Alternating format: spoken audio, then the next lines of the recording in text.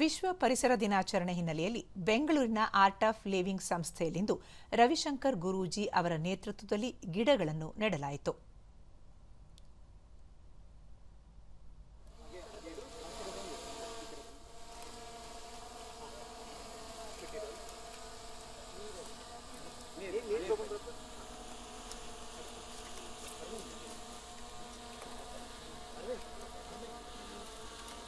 Follower.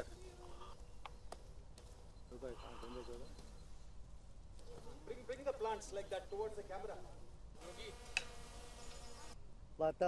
ಬಳಿಕ ರವಿಶಂಕರ್ ಗುರೂಜಿ ಬೆಂಗಳೂರಿನಲ್ಲಿ ಈ ಬಾರಿ ಅತಿ ಹೆಚ್ಚು ಉಷ್ಣಾಂಶ ಮತ್ತು ನೀರಿಗಾಗಿ ಜನರು ಪರದಾಡುವ ಸ್ಥಿತಿ ನಿರ್ಮಾಣವಾಗಿತ್ತು. ಇಂತಹ ವೈಪರೀತ್ಯ ಸಮಸ್ಯೆಗಳಿಂದ ಹೊರಬರಲು ಹೆಚ್ಚು ಹೆಚ್ಚು ಮರಗಳನ್ನು ಬೆಳೆಸುವುದರ ಜೊತೆಗೆ ಮಳೆಯ ನೀರನ್ನು ಶೇಖರಿಸಬೇಕು ಎಂದು ತಿಳಿಸಿದರು. ಇವತ್ತು ವಿಶ್ವ ಪ್ರಾಕೃತಿಕ ದಿನವಾಗಿರೋದ್ರಿಂದ, ಪರ್ಯಾವರಣ ದಿವಸವಾಗಿರೋದ್ರಿಂದ ನಾನು ಎಲ್ಲರಲ್ಲೂ ಏನು ಕೇಳ್ಕೊತೀನಿ ಅಂದರೆ ಪ್ರತಿಯೊಬ್ಬರು ಮನೆಯಲ್ಲೂ ಒಂದು ಗಿಡವನ್ನು ಮರವನ್ನು ಬೆಳೆಸಿ, ಸಾಧ್ಯವಾದರೆ ಗಿಡವಂತೂ ಖಂಡಿತ ಎಲ್ಲರೂ ಮನೇಲಿ ಹಾಕಿ.